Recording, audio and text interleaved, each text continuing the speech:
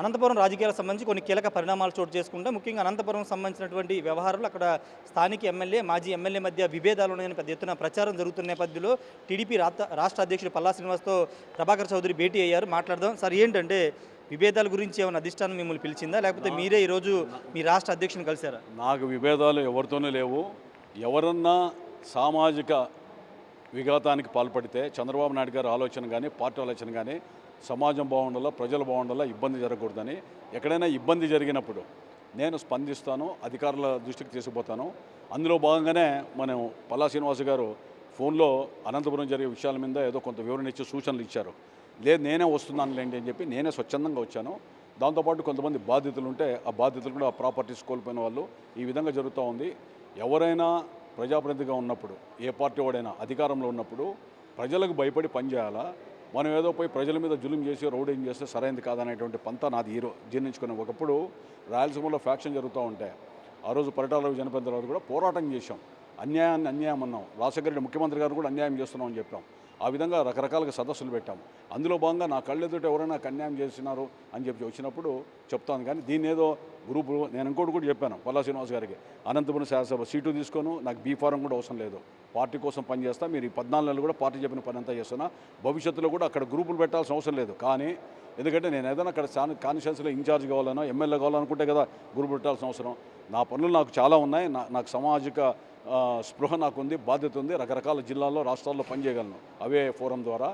కాకపోతే ఇది గ్రూపులు అని చెప్పి చెప్పడం సరైనది కాదు. మీ పాత్రికేయులు కూడా చెప్తున్నా, నాకు ఏ గ్రూపు లేదు సార్. అంటే ఆయన మొన్న జూనియర్ ఎన్టీఆర్ గురించి మాట్లాడిన ఆడియోలు వెనక కూడా మీరు ఉన్నారని, ఆయన మాట్లాడుతున్న తీరు గురించి ఏం చెప్తారా? నేను ఇప్పుడు జూనియర్ ఎన్టీఆర్ మీద ఆడియో మాట్లాడారు. ఎవరు మాట్లాడారు? ఒక యువత కార్యకర్త మాట్లాడాడు.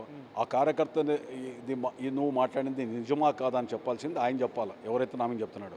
తర్వాత నేను ఏదైనా రీల్ చేయాలంటే జూనియర్ ఎన్టీఆర్ది కాదు, నా దగ్గర నేను ప్రెస్ మీట్లో చెప్పాను చాలా ఉన్నాయి. ఇతను వ్యవహార శైలి దురుసుగా రకరకాల మాట్లాడుతున్నాడు. ఎమ్మెల్యేకి సంబంధించి ఆడియోలు వేరేటి ఉన్నాయి చెప్పి, కానీ పార్టీ సైజ్ తీస్తా నేను చెప్పనన్నా.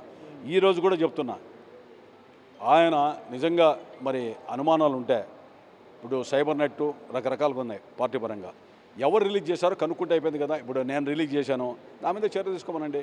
లేదు ఇంకోరు రిలీజ్ చేశారు, వాళ్ళ మీద చర్యలు తీసుకోండి. కానీ రిలీజ్ చేసుకునేటువంటి చర్యల కంటే నువ్వు మాట్లాడినావా లేదా అనేటి దాన్ని కూడా ఆయన వివరణిస్తే బాగుంటుంది.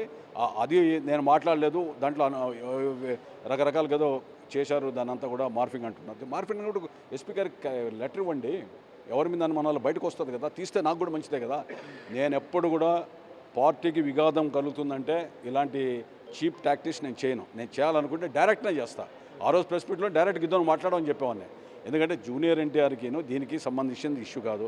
జూనియర్ ఎన్టీఆర్ది సపరేట్ సబ్జెక్టు. అది ఆయన ఎవరో మాట్లాడినాడా లేదా ఎవరు లీక్ చేశారో అది ప్రత్యేకంగా చూసుకోవాల్సిన బాధ్యత ప్రభుత్వాన్ని ఉంది, పార్టీని చూసుకుంటారు, నాకు సంబంధం లేదు.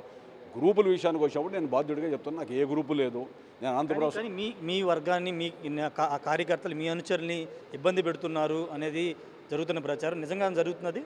నా కార్యకర్తలు కాదు, 5 సంవత్సరాలు ప్రతిపక్షంలో కేసులు పెట్టించుకొని 5 సంవత్సరాలు చంద్రబాబు నాయుడు కోసము, నారా లోకేష్ బాబు కోసం, పార్టీ కోసం పనిచేస్తారు. మా ఇంట్లో వచ్చి సొంత పనులు చేయాలి. 5 సంవత్సరాలు పనిచేస్తూ కూడా నాకు టికెట్ రాకపోయినా కూడా అందరినీ నయానో భయానో బుజ్జగించి ఆగ్రహవేశాలు వద్దని చెప్పి చంద్రబాబు నాయుడు గారికి మాట ఇచ్చాను కాబట్టి పని చేయించాం.